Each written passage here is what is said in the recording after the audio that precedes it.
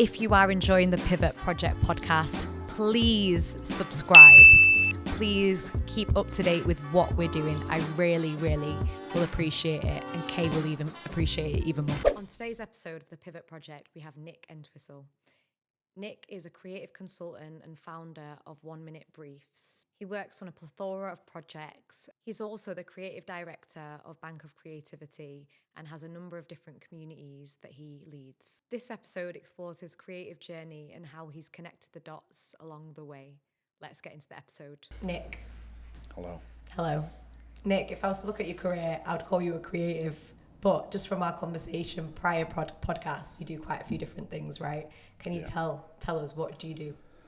Yeah, it's quite hard to explain straight away, I suppose. But I do a bit of art, a bit of advertising, writing, script writing, directing. I run a social media community, run a car community. And just get involved in all sorts of different projects, films, TV adverts, billboards, charity causes. I try and get involved in all sorts of different things because sometimes I feel like I'm spinning plates a little bit, but you do one thing here, start spinning that plate, then come over to this one, and then things will happen in between, sort of thing. Yeah, well, we were just talking about that, weren't we? Like, sometimes you're doing something and you don't realise like what it could become. Yeah. So if we was to go backwards though, I wanna kind of really go back to like the beginning of your, not just like your work experience, should I say, because it seems very extensive, but like just the beginning of you, your story. Let's start from the moment you were born. I can't remember. Were you always creative? Yes. I used to thinking about. Do you know what? I've got one thing in my mind where it was a birthday card I made for my mum. Oh. And I don't know why I wrote this, but I had a sticker set that was like, "You're great like this horse." Really? There was a sticker of a horse. I don't know why I wrote this. I just must have done something with the stickers. And I'm not great like this horseshoe. But it was a sticker of a horseshoe. I love that. But in fact, I started off a quote book for my 4-year-old nephew this weekend. Oh. Well, last weekend. And because he's saying random things like that, and I thought, I'm going to create a book of these things. Like the things that he's saying, or just quotes in general? Quotes that he's saying. Oh, that's so sweet. I do a book.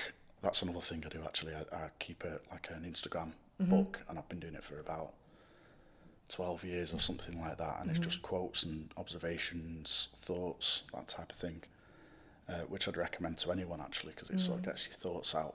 Yeah. But going back to that sort of card and creating things and posters, and used to draw like cereal boxes and random products and things. So I always did that, and then did art at school. Probably wasn't naturally the best technically at art. Even now I would say the same, even though I do art projects. However, it was very much something that I always wanted to do. But at the same time, in school, I was academically very good. Okay. Which kind of came naturally, in terms of writing and maths and things like that. But it wasn't really my main interest, even though I could kind of do it. Yeah. But teachers from secondary school and high school really pushed me into the academic route. Oh, okay. Which is obviously quite difficult when you instinctively don't. That's not where you want to be. I think a lot of these teachers as well, because they get like some points, don't they? If they can kind of get people to get really good grades, I think it's really good. It looks a good reflection on them as well. So sometimes it might just be them pushing you towards it because they're like, oh yeah. Yeah, well, I mean, especially going into secondary school, they were pushing. They had these groups of gifted and talented people, and they had like your top 6 students, which were called able pupils. It's a strange name. Okay. Yeah. But I was in this top 6 students, and I really didn't like the fact that I was in it. Obviously, it's a great thing to get the recognition, but they were pushing us to go to meet. Well, they took me to Cambridge University, for example, and they were pushing me, and they took us on a trip there. And I said, "Oh, as long as I can take my mate there and things." So we went. They were trying to make me go to museums, gallery. I just loved football and cars and things like that. In reality, I just happened to be quite good at writing and things. Yeah. So it wasn't necessarily what I wanted to go into, but I suppose then I went to do my work experience in, I think you go in year 10 or 11, don't you? And that was at an architect. So I thought, oh, well, this it's quite creative, but I would have needed to go to uni or college and uni for about 7 years or something. It's very long, isn't it? I've got a few friends who've done it and they're like, oh, that was long. Well, but I suppose it'd be worth it in the end. Yeah. But if they get a job. Yeah, exactly. Yeah, it's not always that easy. But it was. So I went to do that, but it was actually, interestingly enough, as I went to this company that I went to had designed the building at McCann, Manchester. Oh, okay. You know of advertising agency. Have you been to the? I've heard of it. The building. So they've got like a spaceship-looking building in the middle of a beautiful country hall setting, and they designed this building. So they took me on a site visit as part of my work experience. But what I realised there and then was that I was looking through they were showing me the metal, and that they were sort of surveying it, seeing, the metal didn't quite work where we've designed it here because there's a leak here and all that, or the glass doesn't meet here. And I was like, I'm just not interested in that at all. Yeah, that would have gone over my head. Yeah, I was thinking, I don't want this, and then I was looking through the window at all the posters and things that they were all drawing, adverts and billboards or whatever they were doing. I was like, that looks pretty good actually.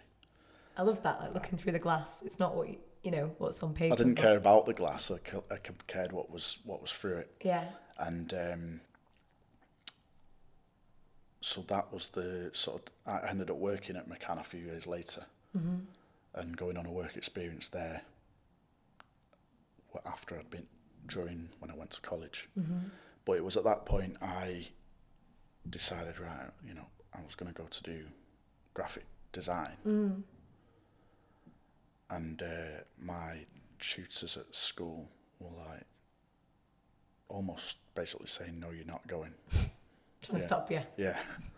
So a few of them were coming up to me because they'd realised that I'd made this decision. And they were literally talking me out of it. I remember it. And I could have quite easily been swayed. And if my family had also have done the same, and because going into something like graphic design rather than law or something like that, or architecture, could potentially potentially be a lot less money. Maybe there's a bit less pride in working in that type of thing for people, sort of thing.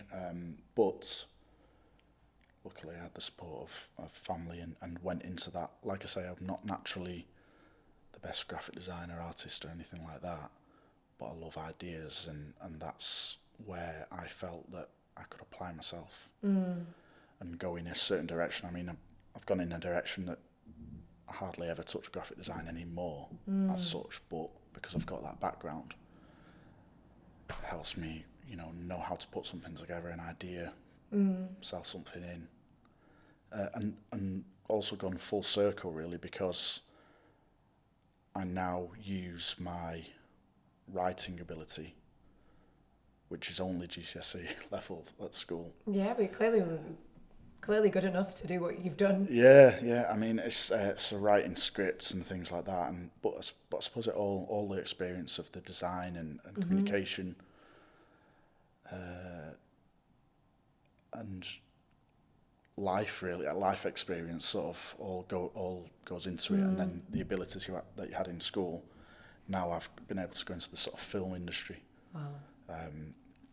Not film industry. That sounds like I'm Director. a big director of Hollywood or something like that. But it's, I mean, I am a director, but in social films, TV stuff, Sure. you know, that short form content. Yeah. Which is the stuff that I quite like to do. I don't think I'd want to do a full feature film. Yeah. I'd get a bit bored of it. Yeah, I know the feeling. Do you know what's interesting though as well? You talk about like writing. So I actually studied English literature at uni, and a lot of people were like, well, family first of all were a bit confused because everyone else were, you know, doctors, dentists, and I was like, I'm gonna go study some words, and they were like, what's going on? And it's funny how much like that thing that I was good at school and then, you know, college, uni, really bleeds into what I do today, like communication. And it's interesting, isn't it? Because at the beginning you talked about how one thing like leads to the next thing. So you worked at McCann for a bit, and then what did you do after that? Because I've seen your LinkedIn experience. You've done a lot. You've done a lot. Yeah, I mean, well... name drop if you want, Nick, but you've done a lot. I think, I mean, when I first started out, I worked at an agency in Wilmslow, which is Driven, and spent a couple of years there. That was after doing a bit. I mean, I even did a placement at BBC initially, and then went into there. Met my creative partner at university, and in fact, it was at university where the reason we got put together was because a tutor of mine said, I showed him this piece of work and I thought it was going to be great. It was to enter an award. And he said, it's all right. He used to upset people, this tutor, but I thank him a lot for the way he was real with me. And he said, it's all right, it's not going to win an award though. I was like, oh, what? I'd have been like out of that class. I'd be can't deal with the rejection. Yeah, and at times, there were times when I would walk out, other people would walk out. Yeah. Crying at times for, like, not me, I wasn't crying. But he sort of said, go and sit with him over there and turn that into an award-winning thing. He said it's an all right thing. So we did. We came back and he went, you know what, that might win an award. Because it was, and then I've realised since what it takes to do something a bit better than the average or expectation. Anyway, so that ended with, you know, me and him. He was the art director. When I go back to saying about the natural ability of design and stuff, he was better than me at that. And I was the copywriter of the creative team. Yeah. But we could both do both things really. So we went into the industry as a team. So a couple of years at Driven, then moved on to, well, we actually left there without a job to go into. And at the time I had a flat and a car to pay for on fairly low wage. So it was a big risk. But talking, you know, the stuff that we're talking about on this podcast about pivoting, and it was a necessary thing at the time to make that step. Yeah. And my mum was opening a pub at the time down south, and I went and worked there for a little bit. So that made it quite difficult. I was trying to earn money, but also get back into the industry.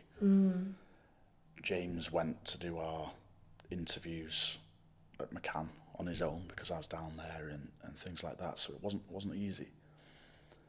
But yeah, managed to get ourselves into McCann, spent a couple of years there, and then probably another sort of pivot point would have been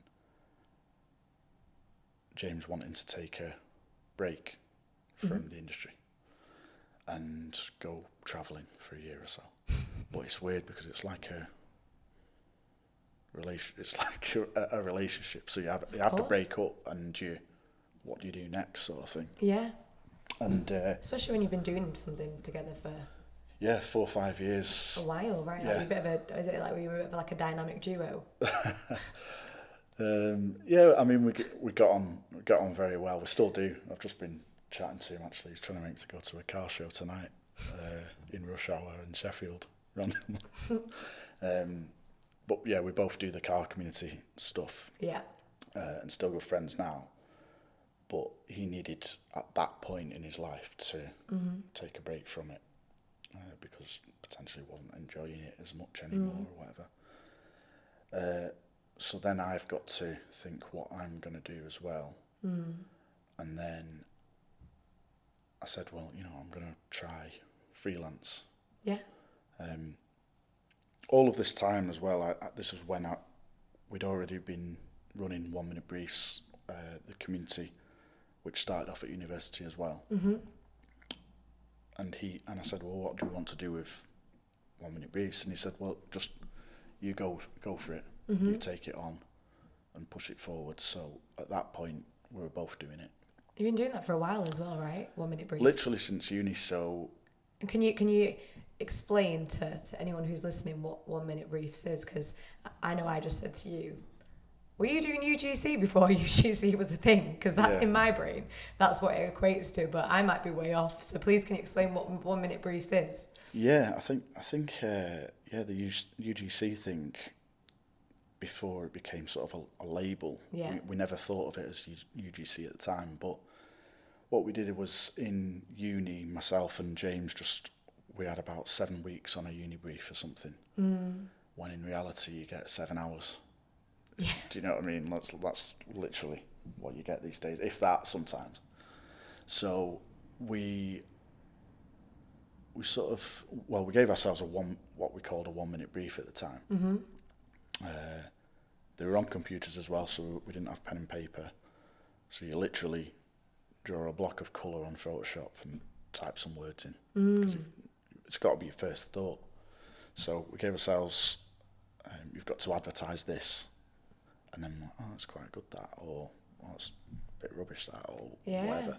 But you spent a minute on it. That's such a great idea, because I think I read something that maybe you've spoke about before, where when you're kind of overthinking or you've got too much time constraints or deadlines, and you're kind of like, or maybe you've got too much time.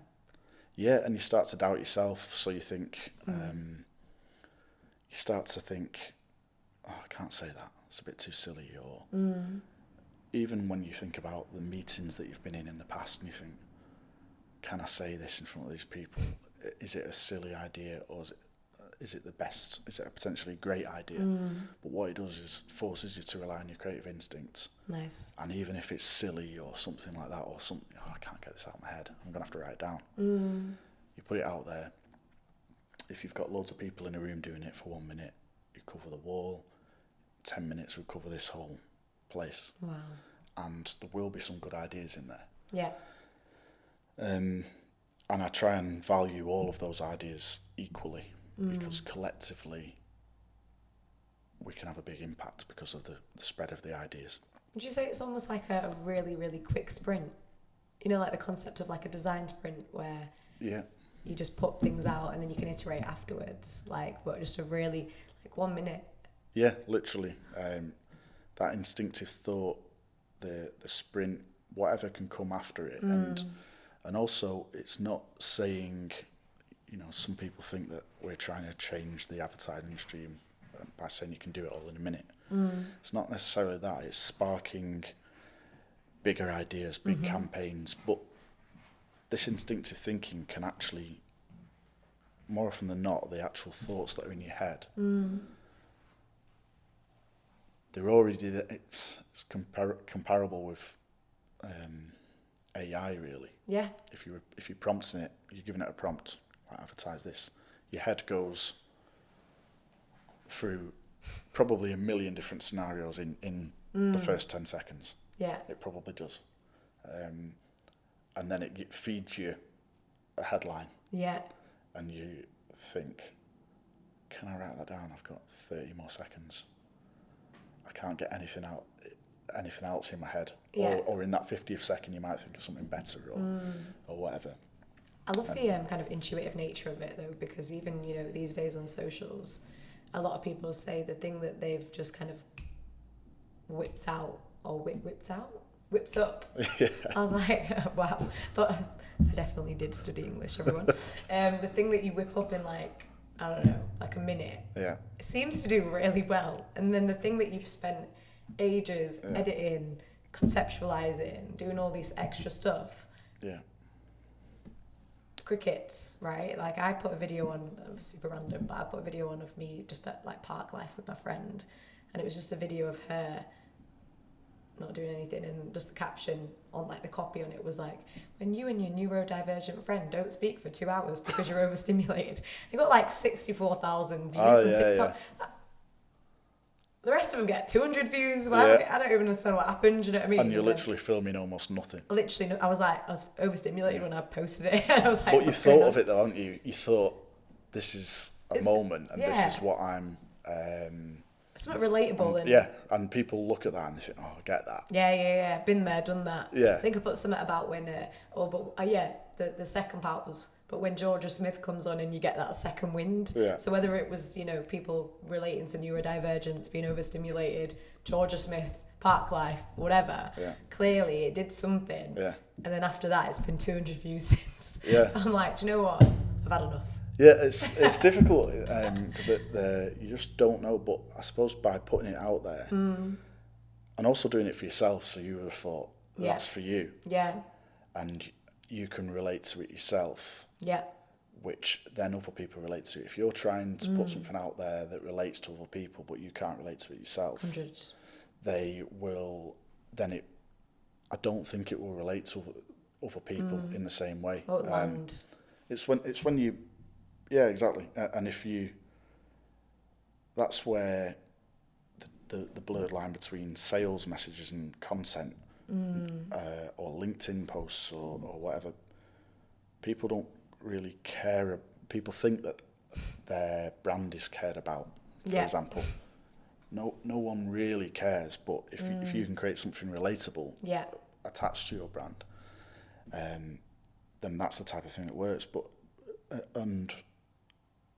or like I say, try and do the content for yourself. If it's your own thing, what will make you laugh will potentially make some people not like it, which isn't a bad thing. You know, if we're going on LinkedIn or something like that, there are people that go on there literally to be divisive, which is not bad because, well, some would argue it is, or some wouldn't, but it will get loads of different viewpoints. Sure. So you get likes and people saying, "Oh, this is a joke" or whatever. Yeah. But you get loads of engagement. Or you do it for yourself and you just have a laugh with it. You're going to get engagement from a few people and whatever. But posting something out as well. I posted something on my car channel lately. All it was I saw this old car. It was when I was in Australia, and my mate was driving, and I was like, "Oh, slow down next to this car." It was an old Toyota Supra, and I'm just filming it, 6-second video. Posted it up. Didn't really expect too much of it, but the notifications were just absolutely relentless, and it's had like 1 million views and 100,000. Comments or something. Bloody hell, Nick! I thought I was going to get a medal for me 64 views. No, I'm joking, but right, like it obviously it's the same thing. It's the same thing, and I suppose there's a reason for that. So yours is going out there and capturing a load of people. Yeah. Whereas I suppose because we run it on a car feed called the Blantour. Nice, yeah. It's like all old people that like old cars and rubbish cars as well. So it starts off within that community, which is why it has probably a high number. And then when people engage in that, then more people engage in it. And it just all escalates. But it's just about just seeing something, observing it, and putting it out there into the world, just like what you did. Yeah. Well, I was saying to you, wasn't I, that, you know, my whole thing is I tell people I'm not a content creator. Like I do it with like a little bit of pride. I'm like, no, I'm not a content creator, but it's a a load of shit because I create content Yeah. every single day. Yeah. But one of the reasons I say it is because I feel like this idea of being a content creator, like sometimes people are just looking at it through one lens of like influencer or, you know, brand deals, brand partnerships. But my whole, like, I guess, thing is about creating things that people resonate with. So there's nothing better than me putting like a poem out or a silly post or whatever where people are like, oh my gosh, me too, I resonate with that, it's so relatable. Like, it gives me a little bit of a, like, you know, the dopamine hit, I think, is like, oh, that's, you know, but is that kind of where, going back to like that 1 minute briefs as well, like some things are going to land, some things are not going to land, but it comes from at least a very, what is it, instinctive place, is that the word? Yeah, definitely. Instinctive, but I suppose there's all sorts of different ways, you know. Also, people are getting confidence by being part of a community and improving the creativity at the same time, because it does, the more of these things you do, the quicker you get ideas and you start to look at all the other entries. Yeah. And the sort of community aspect of the thing. The way my mum describes it is like Wordle. Yeah. So you're coming back every day to see what everyone else has done, see who's winning what, like why are those ones winning. And do you have like a leaderboard type thing as well? Or? We do winners every day, so it's always a competition. So cool. So I mean, I've been doing it. I think I looked at it the other day, and I'm like, I can't remember, it was 3,000 briefs I've done, because I do them every weekday. That's no crazy. Yeah. And how big's the community? About 40,000 on X. LinkedIn's about 70,000 or something. Instagram 15,000. Facebook about 15,000, something like that. Just like a brief that you started at uni. Yeah.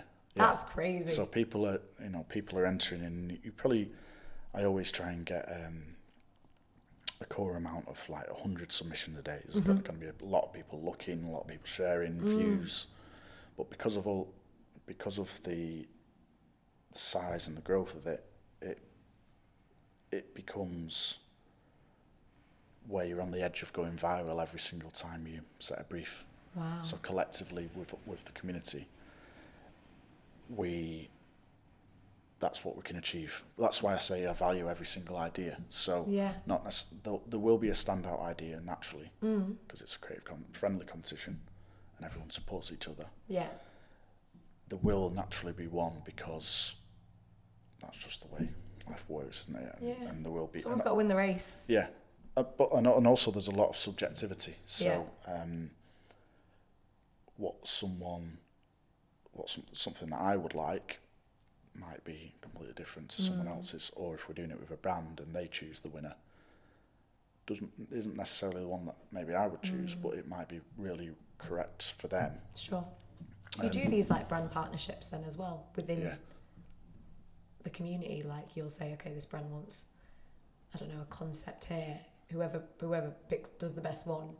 Yeah, in exactly the same way that we always did. So that's so from cool. Being at college. So if it was advertise crisps, we've done one recently with Kellogg's for Cheez-Its when they came to the UK. So they wanted to do a brief with us, create posters to celebrate the launch of Cheez-Its in the UK, and then everyone just gets creative with it. Everyone's got an opportunity to do something for a brand, have a bit of fun. What an opportunity as well, though, with it, like, do you know what I mean? For some people, like, that is just such a big deal. Definitely, I think. And it can change their career and they change their life as well, because imagine they're the winning one. Yeah. And then Kellogg's later on down the line's like, we want you on board as like a, I don't know. Yeah, exactly. It can open up opportunities for everyone. I do feel like it's win-win for everyone. There was a Kit Kat one that went absolutely viral a few years ago. The person that created it went right into the creative industry. Not necessarily just from that, but it definitely opened up a lot of opportunities for them as well. Helping people build their portfolio to a degree, right? Well, there's that, yeah. But also at the same time, you know, people are doing it for themselves. So it's by entering and submitting ideas. There's one guy who's been behind a couple of our biggest campaigns, with his initial idea, but that comes from consistency. He's been entering every single day. He messaged me the other day, actually. I sent a nice message saying, he said I was a weird one at the start. He's very passionate about the world and causes and what's going on, war and things like that. And it was all coming into his entries. And I said, look, you need to channel your creativity and sort of that passion in a creative way right at the start. And I've even said this to him. I said, look, I nearly had to remove you from the community. Wow, with what type of thing you were posting out. Yeah, some of your entries. But I persevered with him, and he has done some incredible ideas that have turned into a massive campaign, like the WWF thing we did.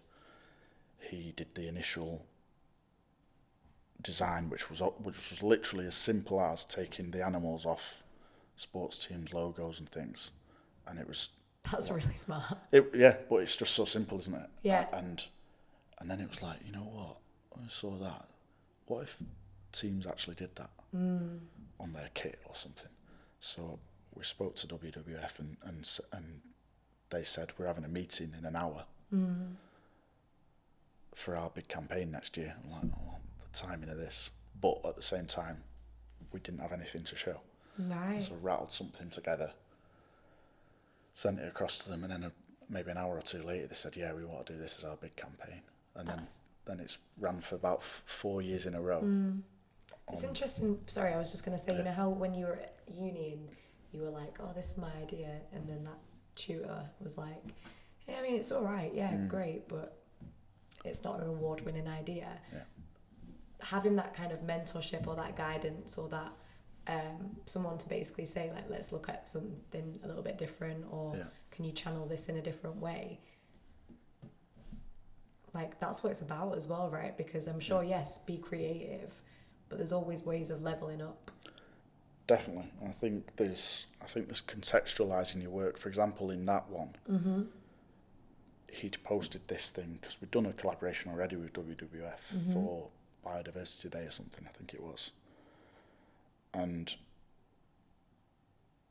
the visual alone was great and gets loads of likes and whatever, and people say, oh, imagine this was real. But it's actually going, oh, I can't be real. I'll just email them, I'll get on the phone to them or whatever, and why can we not do something with that? Do you know that part though as well? Because especially for a lot of like freelancers and creatives, like they'll have these amazing ideas. Like, I'm not gonna lie, I've got some pretty good ideas up in here. But that initial kind of like, okay, who do I contact? Yeah. How do I pitch it?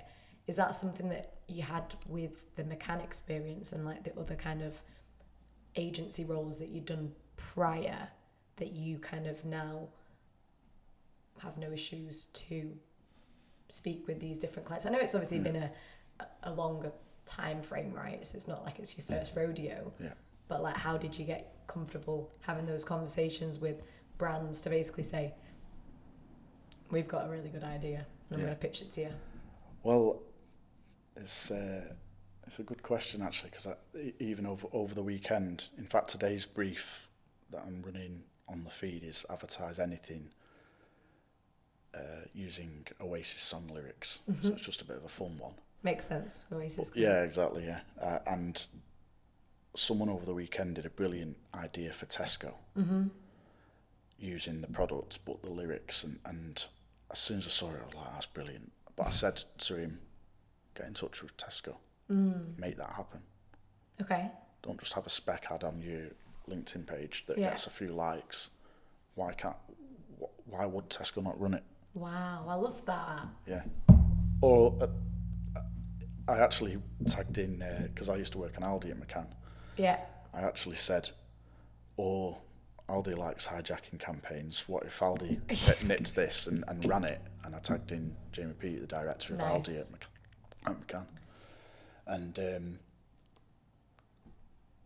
it's up to people then to either take your advice and actually contact these people. I can tag someone in if I can to help people.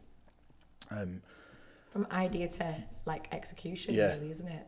But I suppose it probably goes back to uni, actually. Our course was very good at pushing us to get out there, go and make contacts with the industry, Okay. and document if we're going for a placement there or showing our portfolio here. A lot of courses aren't very good at that, I've noticed, where they see a tutor 10 minutes every 2 weeks or something.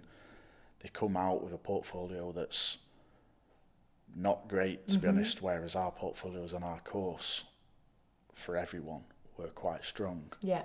And we were quite industry ready because we'd been out to a lot of people. We'd gone and done work placements for a week here and there.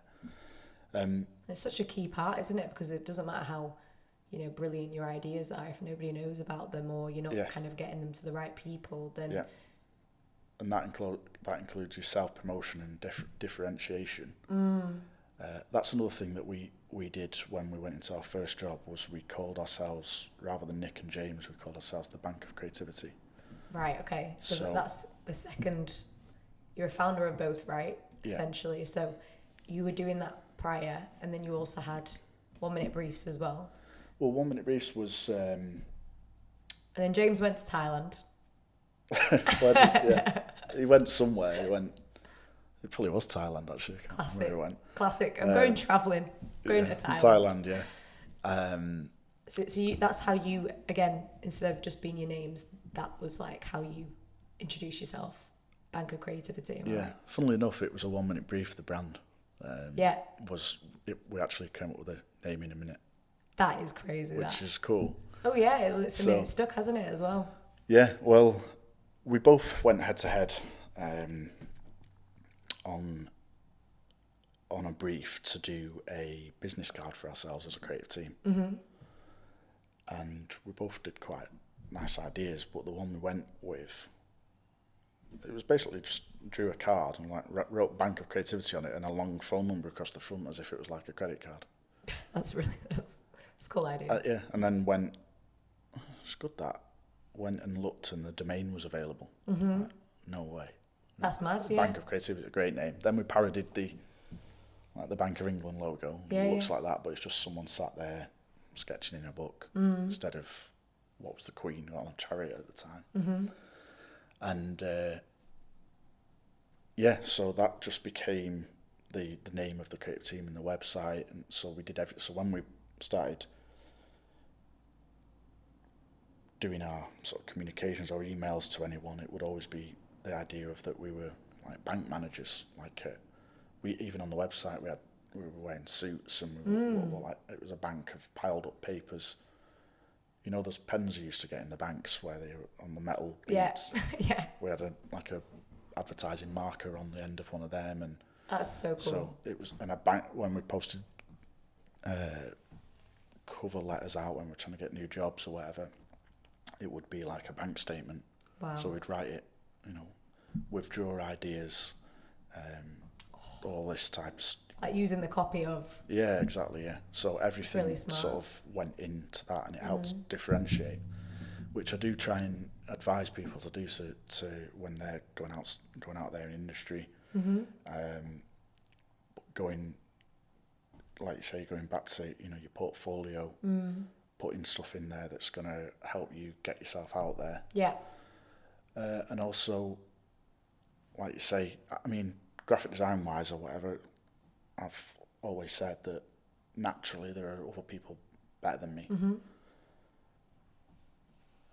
But all the best work in the world, if you're not putting yourself out there, or absolutely with either your sort of personal brand or an attitude to just get yourself out there, ring Tesco up and say, look, send it to them. Get a bit of advice back. If they say, oh, it's a bit too late, we've missed the boat. Yeah. You've messaged them. But sort of going back to what you said about how comfortable you are doing that. Yeah. I do think it comes from experience and knowing who to talk to. Obviously, I've been able to build a network over time. So I can now think, do you know what? I know someone that used to work at Tesco, or I might speak to you about something in the future, or 100%. it's about making things happen, and if you've built up this network over time, you start to know the media companies, the billboard companies. Yeah. What if we can get that on a billboard tomorrow? Like, there's no reason why not.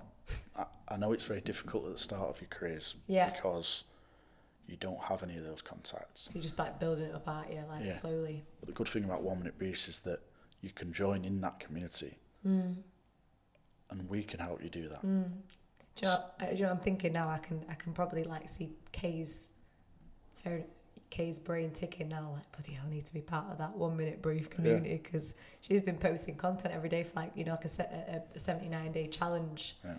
So I can feel her brain ticking now. Do you know what I mean? Like, how do I get into that? How do I get into that? So you just took over it kind of on your own then, right? At this point, 4 or 5 years in, you took over it. You had Bank of Creativity as well.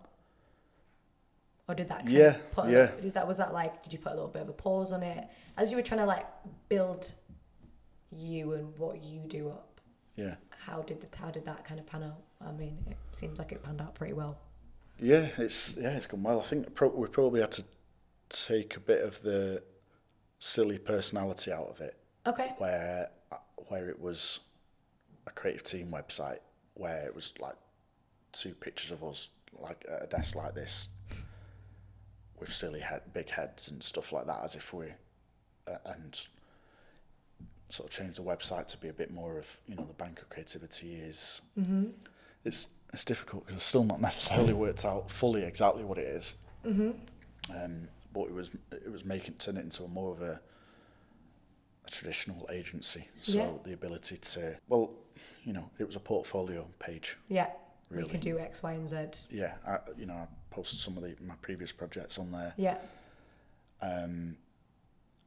Which I then kind of had to change to, because obviously before it was mine and James's work, some of which are still on there, or I've got another portfolio website which is more just my name.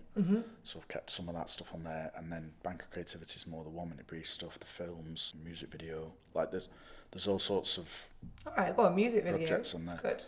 Yeah, music. That was the NHS campaign, which is literally now, it's 10 years ago. And did it beat Justin Bieber? Yeah. I might have read that. Yeah. That's pretty impressive. That is really impressive. That was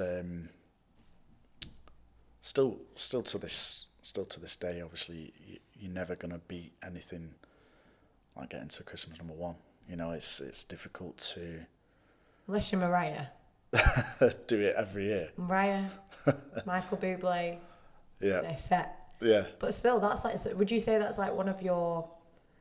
Actually, yeah. Let me just ask you, what's been one of your like highlights in terms of career-defining moments, like whether it was a brief or a project? I think it definitely has to be that one. Yeah. Just because it's for the NHS as well. Do you know what I mean? So it's a good cause. Yeah, definitely. And that was the same year they saved my life, because early in that year, I don't know if you're aware of that. No, I had a heart attack. Bloody hell. In that year. It's because of all these ideas. You generate so many. Your heart's like, just give us a second. In some ways, you might be right there. I think because at the time I was very stressed. I was trying to fill a nightclub with people for an event. I was working at. This is when I went freelance. So I was actually working at McCann Birmingham at the time. Yeah. And then I had a football tournament which I put a 1 Minute Brief team into in Manchester. So I'm travelling back on the Friday night, whilst running 1 Minute Briefs as well, whilst trying to do an event, juggling all sorts of stuff. And then it happened at the football tournament. So, or just after the football tournament actually. So, yeah, so I had a heart attack on the way home in the car. And in the car? Yeah. Whilst you're driving? Well, I was having it before I got in the car. But you don't know that you're having one. Oh, bloody hell. It was just horrific pain in your chest, and you know. So I'm driving home from Manchester to Macclesfield. It's a very pivotal moment as well. Well, yeah. This Go on, sorry. This is one of my main thoughts of, you know, this sort of pivotal moment was definitely this, because suddenly your community, life, career is sort of all on the floor, because I was freelancing. So if I can't work, I earn nothing. My community at the time wasn't really commercial in terms of money making or anything like that. It was just more like a passion project, would you say? Yeah. Yeah. Which a lot of communities for a long time are. Yeah, maybe. I think they have to be. Yeah. Because if you try and create a community to start with to just instantly make money, I think people will see past it. Of course. And the good thing about 1 Minute Briefs is that it's still exactly the same. There's a different brief every weekday, whether that's with Cheez-Its crisps or just advertise your favourite crisps as a bit of fun. Yeah. It's the same thing, and you can reward people with prizes and things. But yeah, sort of going back to that, so I'm in the hospital, and then I'm in there for a while, and then the news comes out through Twitter at the time what had happened. And I think that's probably the sort of pivotal moment for me in terms of understanding exactly what type of community this was it ran itself on the Monday. Wow. So when I got some signal, because you can't get signal or anything in the hospitals, I think I'd been taken in an ambulance to Stoke Hospital, just like a heart specialist thing for this thing called an angiogram. They slit your wrists. Slit your wrists to go in. Bloody hell. Yeah, it's a bit invasive. Wasn't a very nice experience. So they put this tube all the way through your arm into here, and you start to hear them. Because I'm thinking, I'm going to go home today, and they were like, so, that's the problem there, and stuff like that. And you're awake looking at the screens as they're doing it, so you can see inside your heart and stuff. That's really, I can imagine that's a very surreal moment. Yeah, it definitely was. You know, not to, you're quite young, right? Like in comparison to maybe the average age, and is there an average age? But still, you'd expect. Okay. Yeah, and in fact, I remember coming out of that, and because I'd sort of heard them talking, I said to this woman, who was the nurse, I remember saying, "Am I going to die?" And she went, "Oh yeah." I was like, "But not yet. You'll hopefully be old." I was like, gosh. Honestly, I was really shocked by how she'd said it. I mean, then I sort of half laughed. Do you know what? But the way she said it was like I was actually going to die. Do you know what? This is why they bring me in to do. Sometimes I do communications training, and I've done some at NHS. This is why they need me to come in and be like, right, do you know what? Let's not put a strategic pause here. But anyway, sorry, go on. I think she was just trying to be funny, and because I was probably having jokes with them and stuff myself. But that pause, that pause, I thought she was being serious. Yeah. But so then I had to go on these. I had to have injections in my stomach and all sorts to try and fix my arteries or whatever. And then I had the same operation the week after in this arm. Well, they tried to do this one again. Yeah. Failed, and then did this one. So then I was just like that in hospital for a week or two. Yeah. With crushed, because they had to stop the bleeding in your wrists. Yeah. Anyway, get into the details right there. But obviously my community had sort of stopped at this point. But they'd ran their own Get Well Soon Nick brief, and seeing that showed me, wow, there's all of the effort that I've put in, I'm getting something back here definitely. And probably coming back to it, I wanted to put some even more effort into it, and then I mean, I had no confidence at first. So when you're very young and it happens, and you think, oh, I can't walk out the door. You're scared to do anything. Yeah, well, you don't want it to happen again. Yeah, that's one thing. Yeah, and you go into a thing called cardiac rehab, where you go for 7 weeks. Well, one day a couple of hours every 7 weeks. Every week for 7 weeks. And I remember I was only 26. That's and wild. Yeah, and I was surrounded by loads of old people at cardio, and they were like, "What are you doing here?" And you had to lift up, the smallest weights, like literally, like it's like lifting nothing. And it was like a bit humiliating, embarrassing. Oh, yeah. And I was pushing them, and was like, can I lift the heavier one today and stuff. And when they were making me do walking on a treadmill, I was like, could I jog? And they were happy as long as I was okay to push myself. They were okay as long as I wasn't doing ridiculous things. Were you fit? Yeah, I was playing loads of football at the time, and I was playing at a good level. I got back into football after this. Yeah. That was probably another pivotal moment, actually, thinking about it, was when this heart thing had happened to me in my car. My old football coach 2 weeks earlier had died of a heart attack in his car 2 weeks before. Oh. Yeah, and you think, can't be happening to me as well. Yeah, 2 that's weeks later. Really strange. Yeah. It's almost kind of like, what was there any like meaning in it? Like, exactly. Did you take some meaning out of it? Like almost kind of. How did it change your life? Because you're obviously freelancing. You had the community.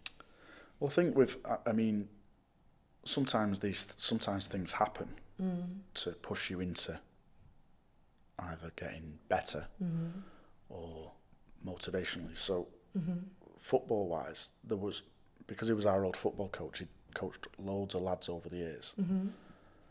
And there was a football tournament in his memory. But obviously I just had a heart attack, which I would normally play in it. So I thought, as a gesture, I'm going to walk on at the end or something, take a free kick or a penalty or something like that. Yeah. And it's this big football tournament, so loads of lads that I know and stuff, and I thought, it's nice to just turn up.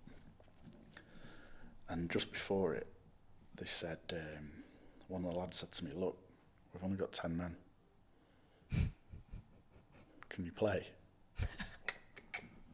Bear in mind you just had a heart attack. Yeah, literally.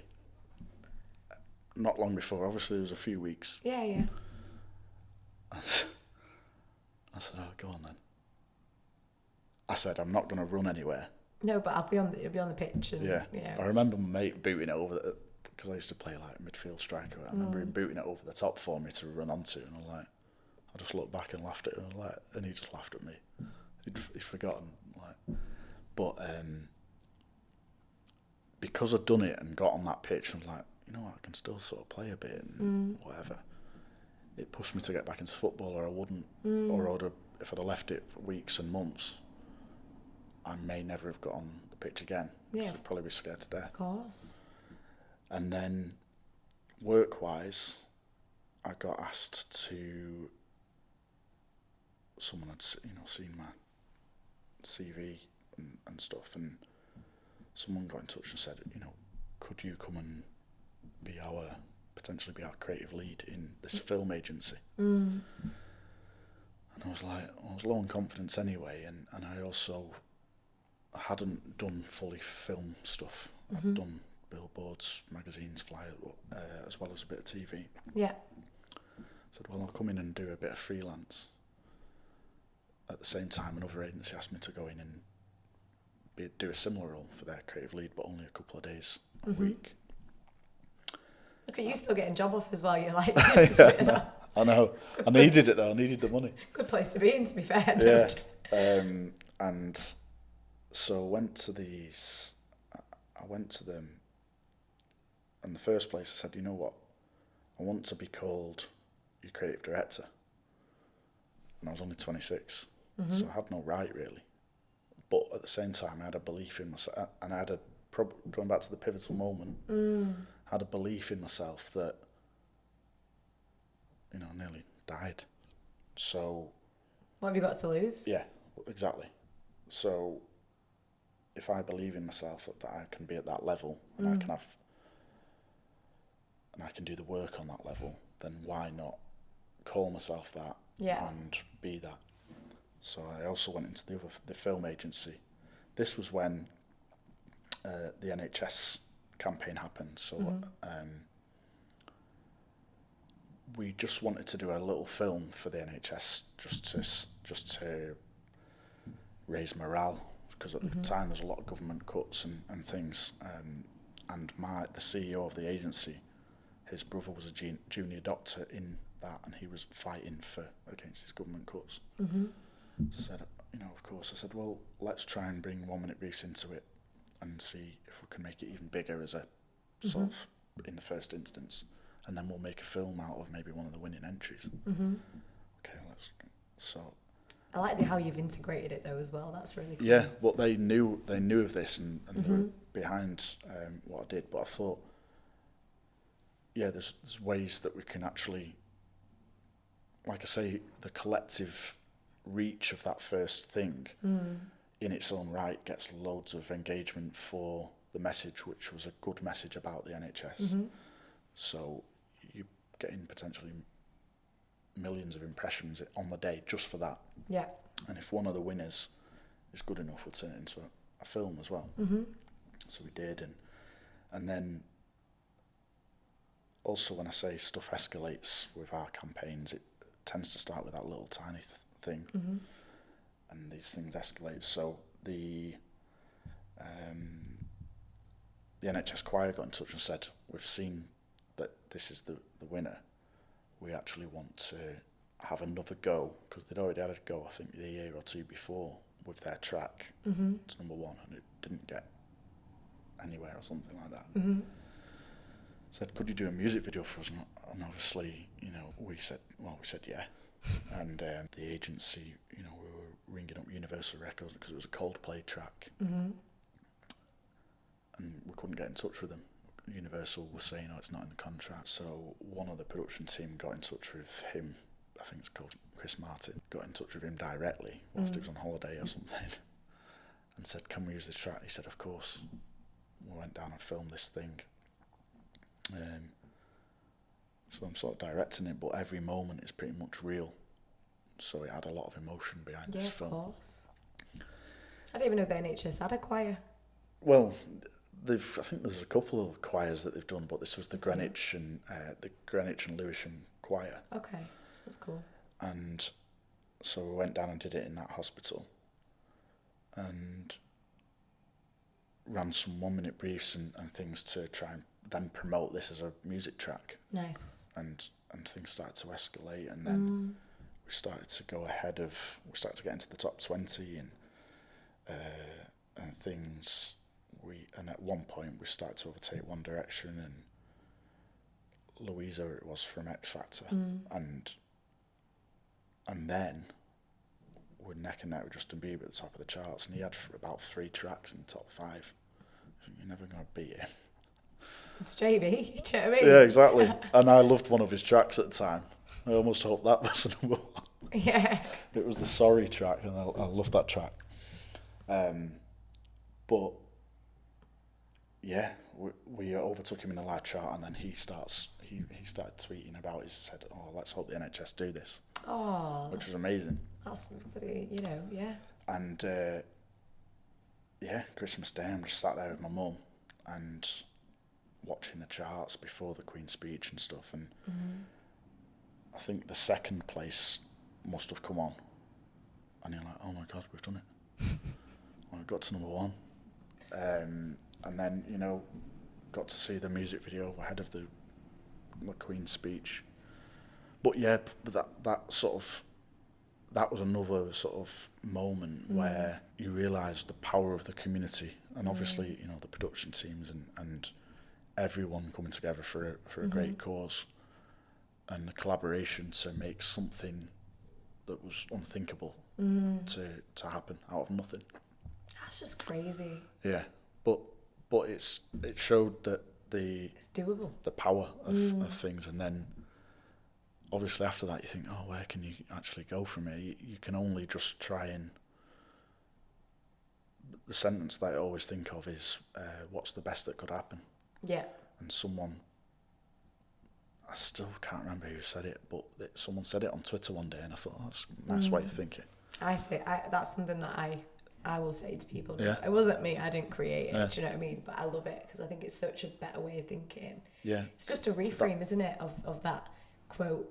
Yeah, what's the worst if could you're happen? anxious, but something, what's the it best? could flop, like this Yeah. could be just really, but you've at least tried it. Yeah. So if it doesn't do well, it's a bit like, goes back to those, when you've posted on your TikTok or whatever, there might be one person that likes it. Yeah. I would say that isn't a failure No. either, because You don't even know who was watching, do you? Yeah. Like, a lot of people don't like things as much anymore either. They just Yeah. sort of watch. they do. So you get a lot more views than your likes. And I honestly think that sometimes, like, and I'm not really necessarily posting, because especially TikTok, I'm so lazy on TikTok. I do probably like 10-second briefs on TikTok, whereas whatever, like even today, I'd take a picture of something in my room from my bed, put some text on it, do you know what I mean? And then send it off. This is why I say I'm not a content creator, because in my head I'm like, I just don't have the energy to think about it as But such. you are doing, and it's for am. yourself as well. It is, and then that's the thing, you just never know. Like, I've had people, like, you know, friends who are like DJs, and he was like, yeah, you never know, like Red Bull could be watching, Yeah. or this company could be watching, do you know what I mean? And you could just be going about your life, Yeah. and someone is watching. Yeah. And yeah, if you want to then double down on that and be more strategic with it, and you obviously mentioned that where do you kind of go next? Like, where did you go next from that? Did it spark like a new feeling towards film and documentaries, or? It probably did actually, because it gave me the confidence to think, you know what, I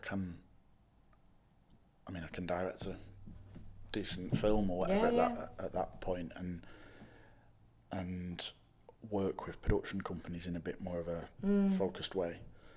So I then took on that role for a couple of years with that agency as the creative director. I love how you just went in and was like, yeah, I'll work with you, but just change the title. Yeah. Because there's something there, isn't there, right? And I don't just mean, you know, you just put whatever you want on LinkedIn, like there's no kind of credibility behind it. But a lot of the time, one thing that I teach a lot with clients, I'll always say, like, just own the title that you're gonna put out there. Even if it feels a little bit odd. I'm a creative director for this podcast. I don't even know what it means. But I am, because I'm like, well, you know, the ideas are there. I think I'm creatively directing it. Yeah. It's on my bloody LinkedIn. Do you know what I mean? I don't care. Yeah. But there is a level of, like, obviously you still know what you're doing, or you're still doing something. But I love that. Yeah. I'm happy for you that you did that, because look at that, game changer. Definitely, and it puts you into a different level of ability to influence creativity and see projects through from idea to shoot and execution. And I'm definitely going to Google, can I be a creative director of my own podcast? Well, everyone is, like I said, and also a content creator. If you do something on your Instagram or you write something down, everything is sort of content. It is, yeah. And has influence in one way or another. Yeah, this idea of being a creative director, and then I was able to work with a team of creatives to then create TV adverts, start to work on big shoots, and then you start to learn on the job of what it takes to be a director, really. Yeah. And you also see other directors, because we had a film studio and things, and you see how they do it. Some people are very, very hands-on. Yeah. Some directors have quite big egos in terms of, no, I need that doing again and again and again. Yeah. Whereas myself, with sort of maybe the 1 minute briefs nature of, like, no, let's move on to the next thing. Yeah. That's okay. You learn a lot about yourself though, don't you?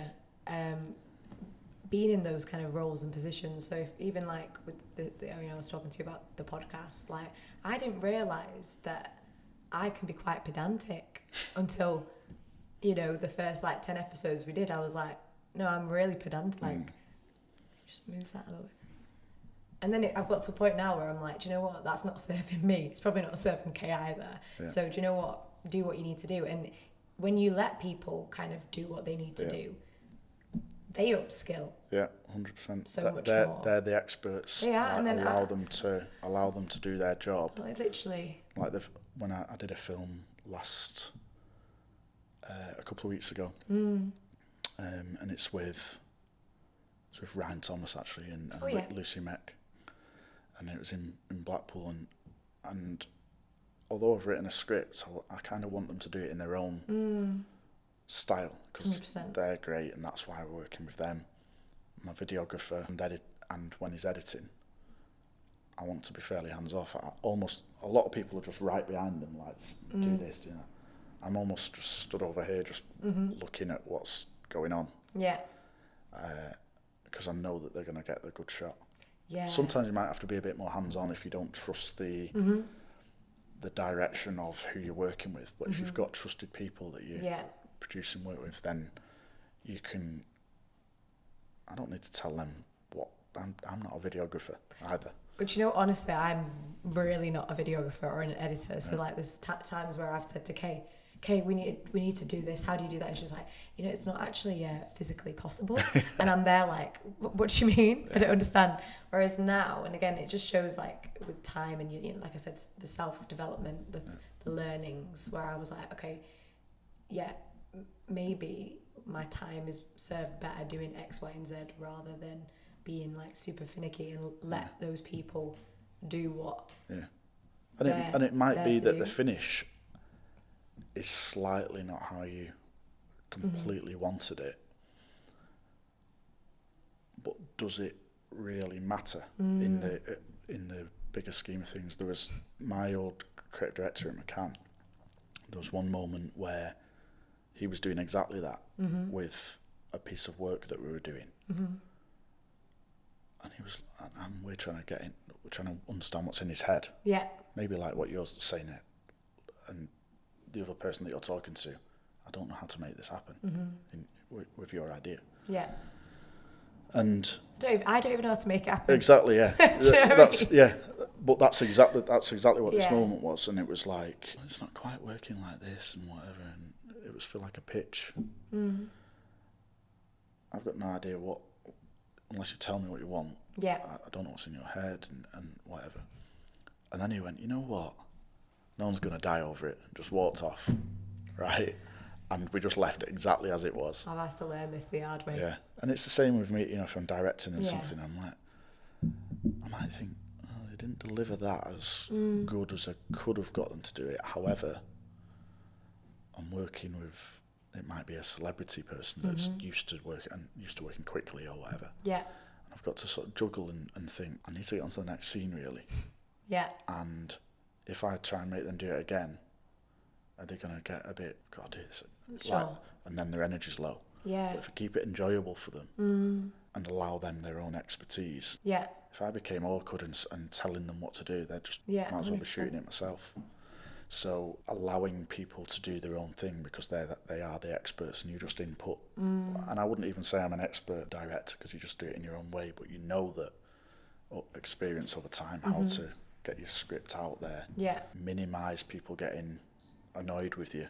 Yeah. Because also suddenly what happens is, you get all the client amends as well. Yeah. And you might not believe what they're saying. And you can push back a little bit and fight your corner, but you also need to step back and allow the customer is always right type thing. 100%. And you've got to allow them to, it's their say so at the end of the day, and there's only so much you can push back too much. But yeah, there's that's some of the stuff that I've been doing lately. But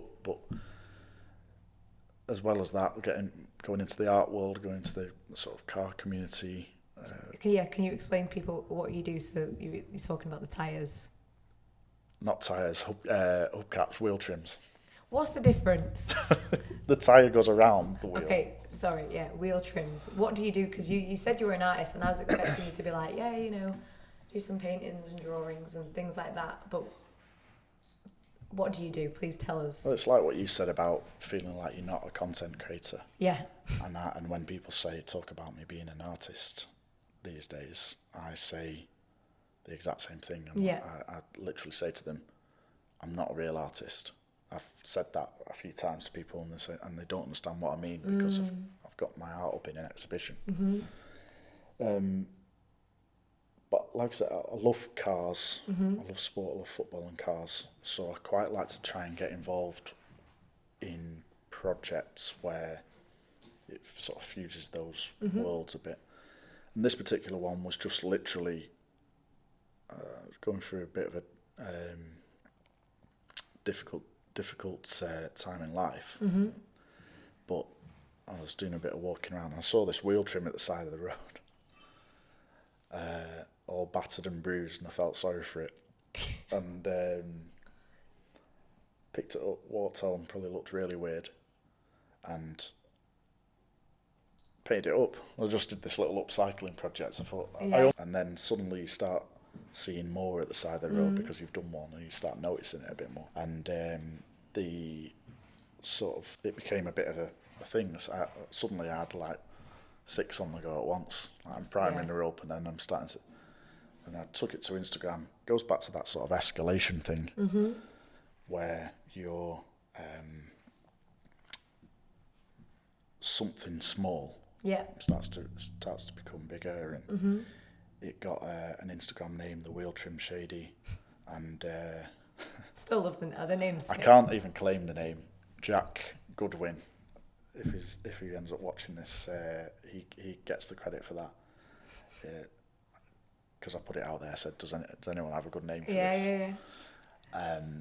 And it just became this thing, and started to do more, getting requests, and then there was an opportunity with Stockport Town of Culture, and said, do you want to share an idea for what you would do with these? And I asked them for a big wall outside near the Stockport Plaza and stuff, and ended up, this thing became a monster project, and I've got about 150 of these things on the wall. I'm doing workshops with local art groups, underprivileged kids. Oh, that's so cool. Were getting involved, and they all had a part in it as well. I had a wheel trim dealer in Hazel Grove. I put it on for sale or swap in Stockport or something. I said, does anyone have any wheel trimmed in the sheds or whatever? I was going to just drive around and pick a few up here and there. And they went, actually, we've been throwing them on our roof for years. No from their tyre shop. And so just collected loads of them from them. Yeah, because they, for some reason, they must have thought they were going to do something with them, but they never did. And they literally had mountains of them. And I thought, this is great. So since then, I did an exhibition at the, I know you know the guys at Heads Creative, but they did an exhibition inside at the hotel. I did an exhibition there. It's inside by Melio. Yeah. Wow. Okay. That's so it was cool. in there. I was going to ask you if you'd done, like, because I know that they've obviously got the gallery there. I was going to say get the tyres on there, but I've now realised they're not tyres. But anyway. And I did the VW show. Yeah. They asked me to go and do like a stand and a show. And it's currently up at the Stockport Art Gallery for the centenary exhibition as well.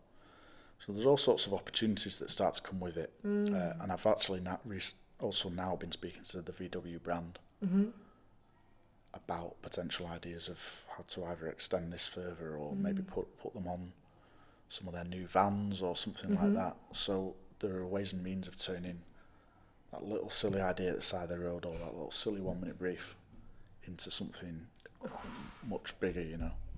There's some really, and obviously smart guy. There's a lot of core themes here that you like brought up, like the idea of like silly little idea, kind of that mentality of why not, and like make it happen type thing. Like my brain's connecting the dots really, and you obviously do so many different things, right? Like I don't even know how many Instagram pages you've probably got. Have you got quite a lot? I think we've got about 7 or 8. Because I'm laughing because I actually start Instagram pages like no man's business. Do you know what I mean? So I've got my poetry, me coaching, my podcast, my normal one. I say normal one because I invite myself as a collaborator on each. So part of me is like, you got to do what you got to do. you got to do. And then I had some really weird ones. I say weird ones. Like I started one called Take It Easy because I thought, I didn't have a heart attack, but I thought, bloody hell, I need to take it easy. I didn't really do much with that. And then I even had cost of living Karen. Right, because I thought, let me just start telling people about some deals. But them two are retired. Right, I've got about 4 or 5. But you've got... How do you keep up with it all? Number one, that's my first question. Because, posting on LinkedIn, Instagram, doing all this, that's the first question I want to ask you because I really want to know the answer because I need some help with it.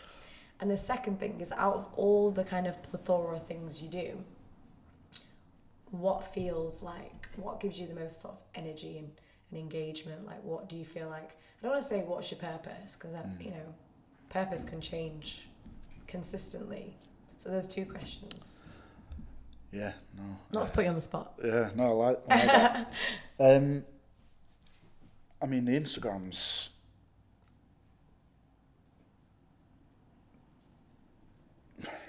trying to think of like why do I do all of these things? Like I almost think at the start of each day that I want to get it's my interest, and I said about doing stuff for yourself. Yes, of course. So the car community I run is called the Bland Tour, and the reason this was me and my old creative partner started this. We actually started it at our first job in Wilmslow. So all the cars were really posh. We were opposite an Aston Martin garage. But we saw an old red Aston Montego going past in between like a Lamborghini and a Merc or something. And we were looking at that when everyone else would be looking at the other cars. Yeah. So it was just an interest of ours. And we started collating pictures of these things, and then we were like, we'll parody the Grand Tour logo, make an Instagram. Suddenly it starts to build up a following, and then same thing is that I now post reels. Like I said, that one that had 1 million, which was the biggest one, was just a 6-second video. Yeah. You build this community, you get asked to go and do car shows and do stands with some of these old cars and whatever. So the opportunities come from that. Yeah. It might be that I end up speaking with a car brand or something to bring one of their old cars back. And so again, that sort of escalation of starting something small and doing something for yourself. So I just might as well just create a gallery of the cars that we see out and about, because we're already taking pictures of them. What's the point in them being sat in our camera roll? I've got a question actually. Sorry, I know I said answer the second question as well, but this is something that I'm trying to kind of get my head around a little bit. This idea of like IP. Especially in sort of the digital space, right? So you know how you said that you have another Instagram where you share quotes and like musings, reflections. Like a lot of people have then been able to take that and then make like an actual quote book. And you've written about 5 books, right? Or is this a completely other Nick? No, this is me. I was like, what? There's a couple of books that I run that's another feed actually. Run this other feed that was a literal quote book for agency quotes and stuff, silly stuff that you hear in industry. Yeah. They're out there. They are, a few years old now and stuff. But and also a few for the 1 minute briefs. So volume 1, 2, and 3. That's so cool. They take a lot of time up because you've got to collate so much stuff and stories and clippings and things that you write about, or quotes or testimonials and things. So, but do you think having like those Instagram pages and kind of having like you said, like the testimonials, the pictures, does it make it easier that you've got everything in one place, whether it's like an Instagram account or? I think the way I treat them as galleries of what I like to do actually, especially with the car stuff, is that if I'm at a car show and I get a few bits of content, I put it on there and I delete it off my camera. It's like a job done. So it's like a to-do list. That's so smart. Because my issue at the moment is my iPhone storage keeps getting really full. Just go in and just blitz everything. Just get rid of it. Oh my God. This is what I needed to. Thank you. But the car. So what was I on before? Did he answer that?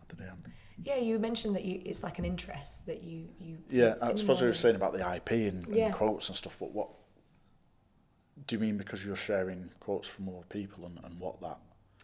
More so in the sense of like, so if you know, like with personal brand, right? For example, again, something that I completely understand the benefit, the power of, but I'll use like Stephen Bartlett as an example. He's created like obviously Diary of a CEO, and then off the back of that he's creating other things, and like in the digital space though, not just your typical, this is a book that I've written and that's that. It's like the assets that he's creating online digitally, which is, you know, bringing more money in, or, you know, it's kind of without that. Like someone actually the other day, who has a massive following on LinkedIn, ended up losing their LinkedIn account, and it was like, oh my God, but I've built such a community on there, I've got so many followers on there, and I was like, wow, even like LinkedIn being like a source of IP now.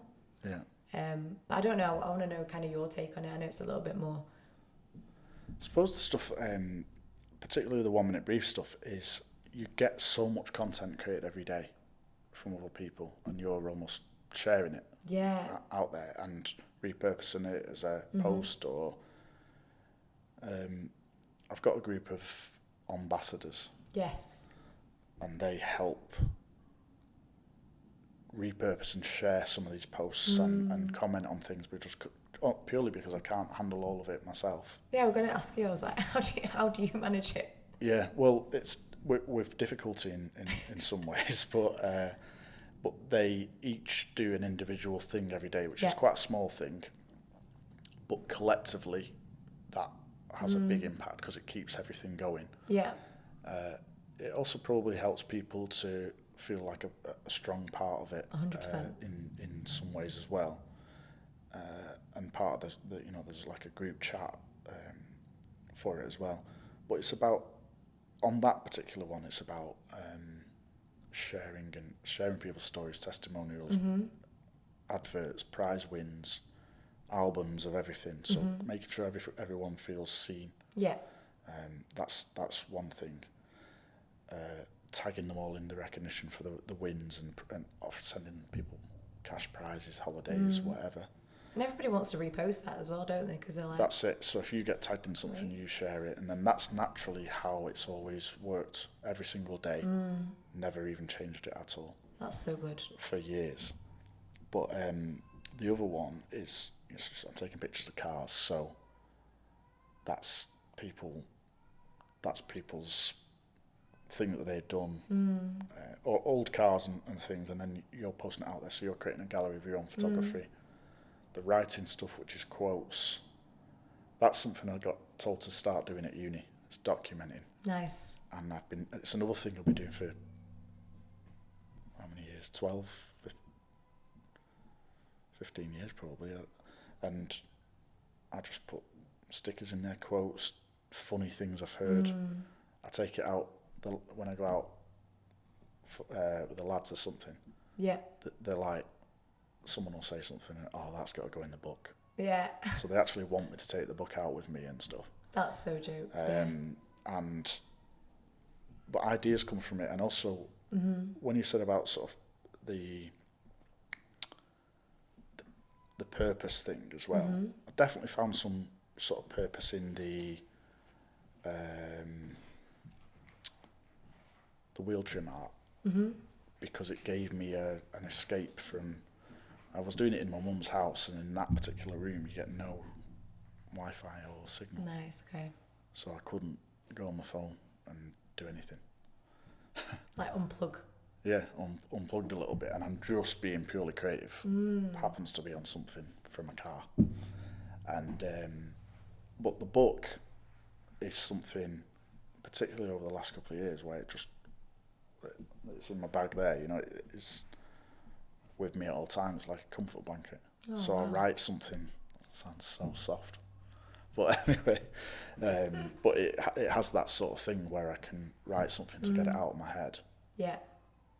Onto a page. 100%. So I'm not clogging my mind up with. I might have an idea or that quote that I just heard that person say. it might just be stuck here. But when I put it on the page, and then if I post it, it becomes a thing in a gallery. Do you know what's really interesting? And I don't know, it's like maybe it's pure coincidence, but I actually wrote a post today, like it was on my notes page, and I put it on my Instagram because I can't be arsed making it all look all fancy right now. Do you know what I mean? Maybe at some point. I'm so lazy. I'm not a content creator, guys. But it basically said the idea of when people say document your life is like the equivalent of when you're in school and they say do your workings out, you know, like a maths exam. But I've really, and within this post I was basically saying, for me, I am always telling everyone to document things, and it's not even necessarily for other people, it's more of a reference point for me. So whenever I, like, even the last 2 years, like I said, I quit my job and I've done so much since, and the only reason I know that I've done so much since is not because I actually sit down to think about it, it's when I've gone through my photos and my videos and my notes, I'm like, bloody hell, I need a day off. Do you know what I mean? I need a day off, and it's like a reference points, milestones, ways of thinking. Completely agree. I love it. I think everyone should. Do you know what I mean? Just like I think everyone should get therapy, but you know, these are my two philosophies: document everything and get therapy, and then you know you'll be okay. Well, it's like it is almost like a diary. I mean, I can't. To be honest, the way the Bank of Creativity changed, where it was a creative team, then it was more like an agency. It was kind of me, but I was working production teams and stuff. I've moved it now to bit more back to me, almost like as a freelancer-y, artist-y. My phrase, which was creative, full stop, human, full stop, being.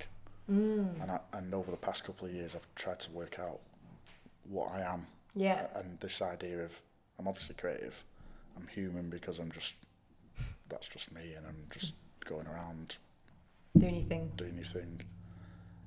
And the being thing is something probably links to your sort of therapy idea, and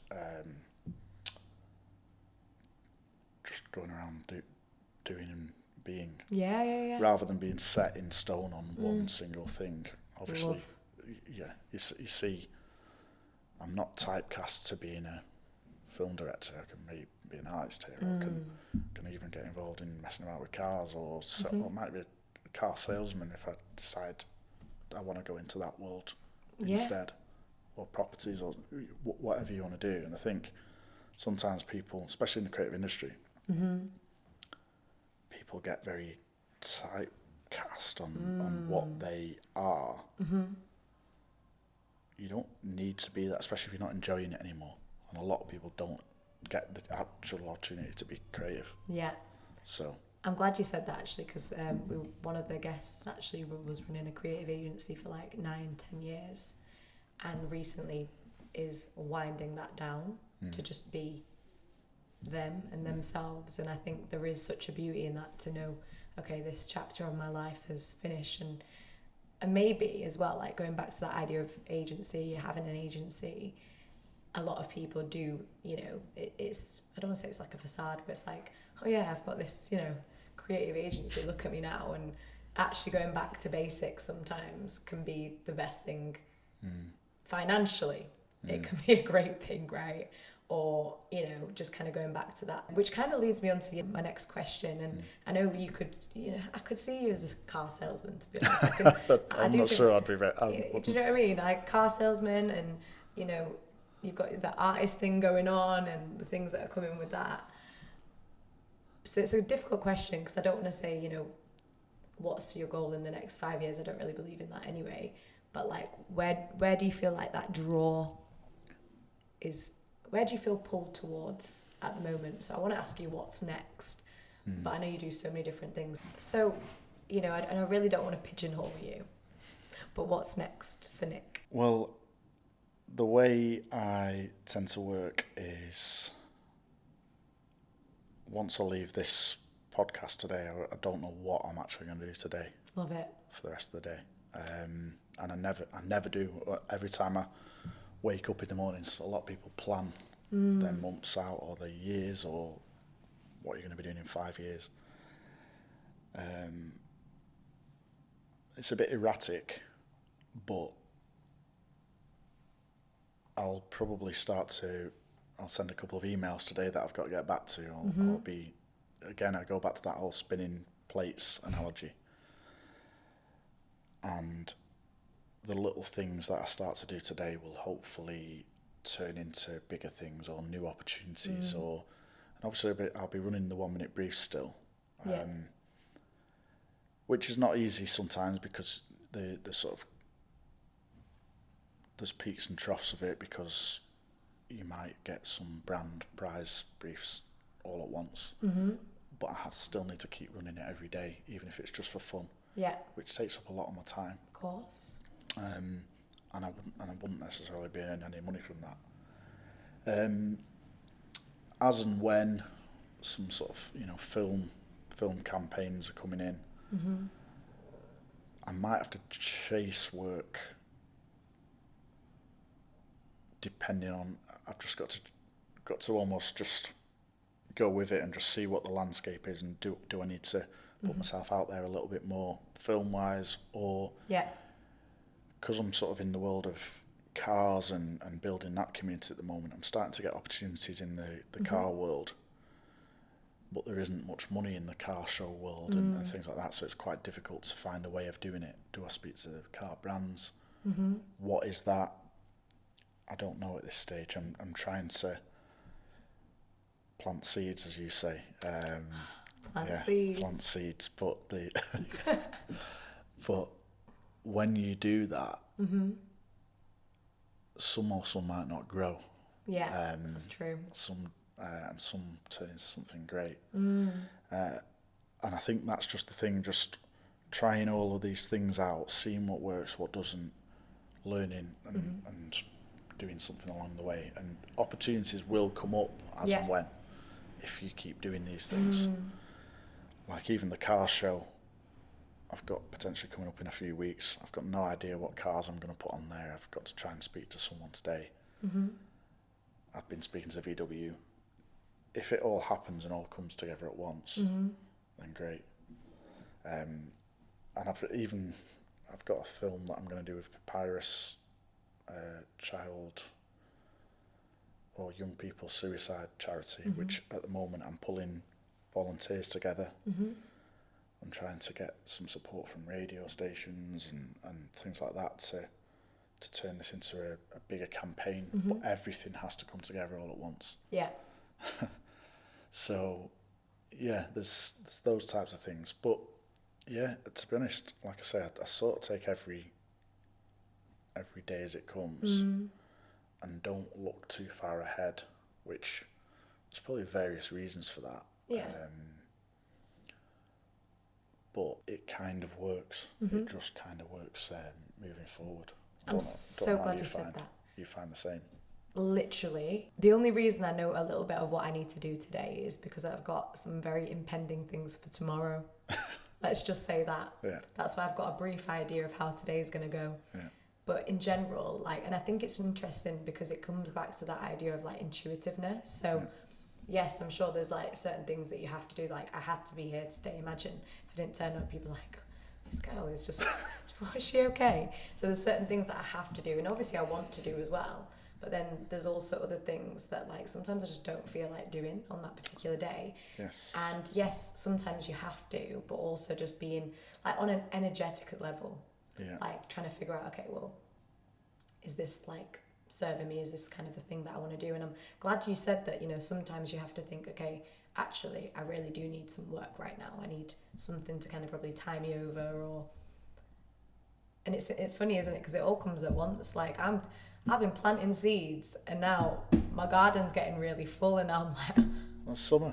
It's summer, do you know what I mean? It is summer, which is great, but part of me's I'm a bit tired now, all that planting. Yeah. It can be, but at the same time, you probably have waves of motivation. I do, major. And you think, you know what, I'm going to smash a full day's, and that sounds ridiculous, but I'm going to smash a full day's workout today. Yes. And speak to everyone I know about something. And there might be, like the film thing, I might speak to the contact. Can we get this on a billboard? Can we do this? Can I make this bigger? if I get that film right, it can potentially, it'll either open opportunities, it will most importantly do the job that it's intended to do. If I can pull volunteers together and make that as powerful as I can within a relatively small budget, then someone else might see that film and say, I want a film like that, or whatever. The problem is when you do low budget stuff and you can make it into an amazing film, it goes back to that sort of typecasting thing, like, you can do it. Yeah. But, I like to just make things creatively happen, and whether it's a film or the art stuff, or also if you don't ask, you don't get. If I speak to VW and say, I've got this art thing, or I posted it on LinkedIn the other day and I said, I do this VW art, I've got this thing on an art gallery. Someone saw it and said, my sister works at VW for their camper vans or whatever. I'm going to send it to them, then I'm in touch with them. So there's ways and means of dots connecting, but also once you've created that work, utilising and putting it out in the right places, posting about it. I think I posted something the other day about people can get a lot of engagement from the posts that they put out, from saying, either talking about someone else's work or saying something random or an opinion or something, but actually putting your own work out there, it doesn't get liked as much either. When you put your own stuff out there. However, it's more important to actually do that, to show what you do, because all the rest is in a way irrelevant, although it is building up a personal brand. So it all counts. I always again encourage that idea as well of, okay, if you don't have the experience, we'll create the experience, and whether that's just personal projects, like even as a coach, it started with me 2 years ago creating a little coaching page, and I think I posted like 250 times before someone was like, so how do I go about getting your coaching? And I was like, shit, I better make a website now. Do you know what I mean? Again, it's very like people, you put it out there, people kind of gravitate towards it, great, and if they don't, no dramas. I'm sure hopefully the right people will see it as well. And like you said, like, just be vocal and ask, because what you just said about posting that thing on your LinkedIn and then someone being like, I actually know someone who does X, Y, and Z. It's like, a warm intro is better than a cold intro. There's nothing wrong with cold intros. They do work, but having a warm intro is a lot easier, and it's a lot less, taxing, if there's a level of trust there, should I say. So I really, really like what you've said there. I really like that. Which brings me to the final question. Bloody hell, I could be here all day, I could be here all day. I could get my bloody notepad out and right, okay, so post about this and this time. Get a social media management team, because it's for anyone who's a creative in the current climate. And I'm saying current climate because you've obviously been doing this for a while, but you've probably seen like things change in terms of socials and trends and brands and I guess the whole kind of creator economy, right? As well as having an experience within community collaboration, all these different sort of facets. For a creative right now, what advice would you give them? Like, what should they be? Should they be on LinkedIn? I believe they should be. But like, what do you think? If I'm like a creative, like a fresh creative, like, I'm like a graphic designer, maybe I do a bit of videography. What advice would you give me, Nick? And I'm not a creator.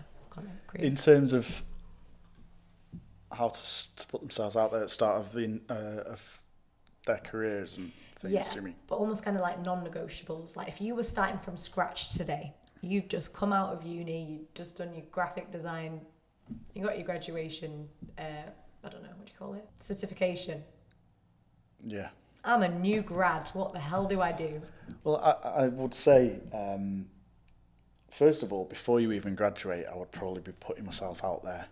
I think you should be putting yourself out there, making contacts, showing your portfolio to people, because people will start building up a portfolio in the first couple of years at uni.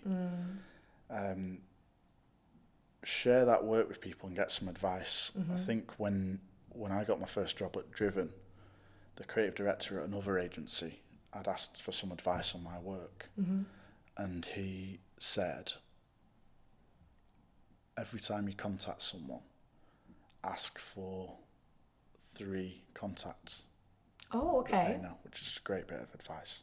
That is a really good bit of advice. Because he said there's a new agency, like you said, a personal warm intro. If I'm trying to have email info@Driven, they either ignore it because they're too busy. Yeah. But if I can get a name or whatever, so he said there's this new agency, went in there, me and my creative partner at the time wanted to get into an agency. We both also, interestingly, if you are a creative team, we both secretly wrote a top 10 agency hit list of where we wanted to work to see how they would differ in terms of the order. Okay. And we both had Driven as our number 1 agency. So we put a lot of our efforts into getting into there. Nice. And we did. And it's not easy to get into any agency, or even if it's just a placement or whatever. Even like McCann, right? Like it's a big... McCann was very difficult for us to get into. Even when we were trying to get in there, they said we were showing work, which we'd done at Driven, and they said, it's all right. But they preferred our sort of 1-minute brief stuff and our old spec work, because it's proper big ideas. Like sometimes it's not the actual work that you're doing commercially. Yeah. It doesn't necessarily mean it's a better idea than something that you've got in your portfolio from real work. But I mean, there's a lot of people, there's a lot of arguments about the usage of AI and things at the moment. Obviously, I've seen a lot of people using AI within submissions of briefs. I'll just make sure people are quite sparing of using it at the ideation stage. Yeah. Don't input a brief into it. Make sure you're thinking for yourself. Yeah, 100%. And then if you then need to come up with something using that visually, then great. Obviously, learning the craft of designing things is more important. It's very much an easy go-to. So if you can, just learn the craft. Or like my bad drawings in my book, it's still an idea, and then collaborate with. If you've got an idea for a film or something, go and speak to the person on the film course and say, "Would you do this? I'll do you a lot of posters for your stuff." Nice. So trying to bit of a value exchange thing. Obviously, I would always promote people getting involved in 1-minute briefs, because it helps you. It's not just me saying it. I've seen it time and time again. People improve their creativity. They get loads of contacts, opportunities, prizes. Confidence, definitely, and also being part of something. I think these days a lot more people are working from home. A lot of people are freelancing things, and what it does is give you a nice place of supportive, and also it's creativity that's quite free of judgment. So, as we've seen on LinkedIn and stuff, people a lot of the time have bad things to say about advertising, and I've been there. Even on the stuff that I've put out there in real work, if it's gone, weirdly enough,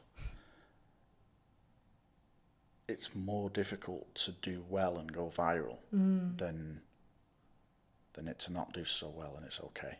Yeah. When it goes viral, you get negative comments from anywhere. It's part of the gig, isn't it? Yeah. I remember the video I did I did a video for a little girl that had cancer from age 3 till age 10. And we did this video, and it got 10 million views on Unilad, and it got national press and raised £100,000 or whatever. And all I was doing was looking at the negative, out of 80,000 comments or whatever it had, I was trying to find negative stuff, and I was just like getting consumed by it. Yeah. So I think that's another thing. Obviously, LinkedIn, putting yourself out there. Mm-hmm. I did say something the other day actually about, yes, put yourself out there, and yes, have a personal brand and things, but also don't take that too far. Because at the same time as potentially being visible, you're also potentially talking yourself out of work as well. Yeah. Which is an interesting take, which not many people I've seen talk about it like that. Because when I see someone relentlessly either being negative or whatever, and I think they're off my radar of working with them. So, and at a time when people are trying to get a job against 100 other people, you've just got to be a bit mindful of pushing your personal brand a bit too far. But at the same time, if you're happy to do so, and you want to really go out there and be that person and only work for the people that respect that, that's great as well. Listen, you just got to pick your fighter, innit? Yeah, and exactly. I think it's really interesting you said that, because like I'd like to think like I'm quite like and quite honest and transparent, but I also am very, very sensitive. So I could build a creative, personal brand, work with these brands, etc. But I would be the person that if something went viral, I would be reading all the negative comments, and I'd really internalize them. And I think that's something that people are not always prepared for, that can be part of the gig. So if you are looking to become an influencer, celebrity, etc., or even just be well known, understand the caveats that come with that. You need extreme resilience. I know. As a creative, not only are you going to get your work rejected non-stop, because that's what happens when you put all your ideas out. You do, yeah. You want pitches, you lose your pitches. You have to really embrace the big wins that you get, or the piece of work, because it's sometimes few and far between. Yeah. And if they become successful, people will drag it down anyway.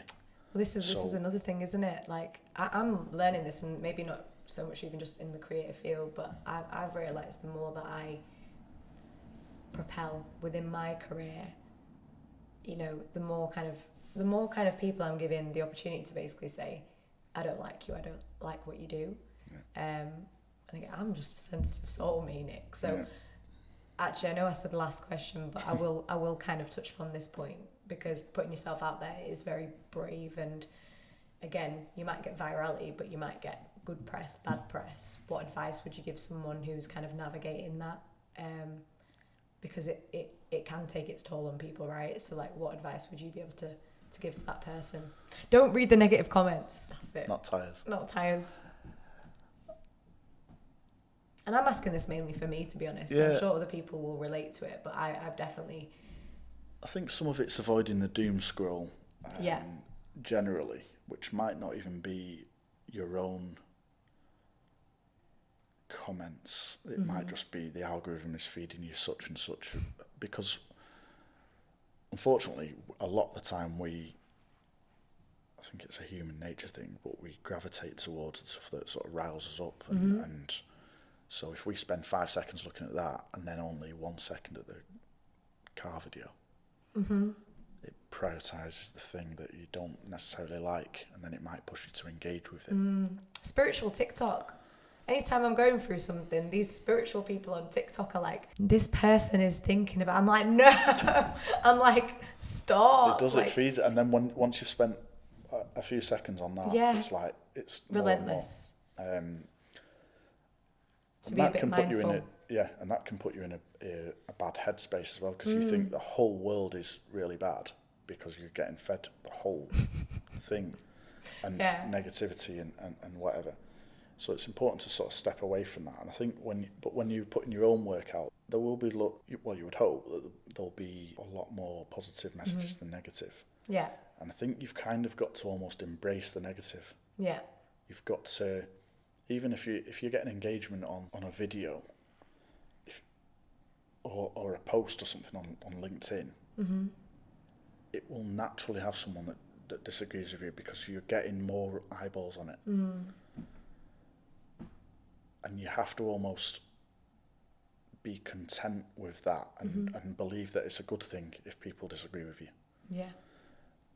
Because they're allowed to as well, aren't they? They're allowed to. I've got to learn that part. Yeah, and it's not easy though. Like someone will say something, and you start arguing with it, and you're thinking, well, they've got their opinion as well. Sure. Yeah, I think it's embracing the fact that you are going to get negative comment. Even that video I did for the Ryan Thomas thing. Loads of people laughing faces. Oh, this is brilliant. Blah blah blah. And then there'll be one that says boring. Oh yeah. And you think, who do you think you are? Yeah. No, I get that. Yeah, and you might want to reply to it, and you think, why do I even just brush past it? Yeah. Brush it off was, I can't remember if it was something my mum said to me or something, that people that are in sort of high up positions just brush it off. Yeah. And you have to, if they can. Yeah. You know, because it's not easy. If you want to be in that high up position, you have to learn, don't you, as well? Like, it's... You will get the, leadership role. There's a saying, leaders, the first one over the hill, are the first people to take the spears. Because you're leading the people behind you, and you're going to get the hits and whatever, especially if you're leading community or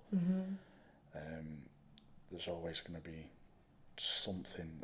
There's a lot goes behind the scenes, like people's worries, mental health worries, DMing me, oh, I can't do this, or there's always a lot more to it in the background. And like you say, if you're worried or fixated on, oh my God, someone said this negative thing, and then you think about it, you sit there all night and you think, well, you might post something on your LinkedIn that's slightly divisive or whatever, and all you're doing is checking it all day because you're scared someone's going to say something bad, or you've commented, and then you spend all your time consumed by it. You almost need to just put it out there and then forget about it for the rest of the day, and then come back to a burning inferno. I know, and then be like, so just delete that one. Yeah, exactly. Amazing, Nick. That I've enjoyed this conversation so much. Honestly, likewise. I feel it's been so interesting as well, and like informative, and yeah, it has been a bit of not a debate as such, but it's like looking at things from like the nuances of it. Do you know what I mean? So thank you so much, Nick. Thanks for having me, Nick. We do this. I don't know if you've seen, but we do this weird thing at the end of the podcast. It started with how you've kind of kept the same flow, consistency. Yeah. So basically, what happens if you're comfortable with it? Yeah. We hold hands, and then we basically at the same time say, "Here's to pivoting more in 2025." Okay. Right. You ready? 3, 2, 1. Here's to pivoting more in 2025. Woo! Yay! If you've enjoyed today's episode and you want to pivot, maybe you're working a 9 to 5 and you want to pivot into freelance life or pursue creative endeavors, then do not hesitate. Go on my website, www.dkcoaching.co.uk, and book in a free discovery call where I can sit down with you and figure out your next steps.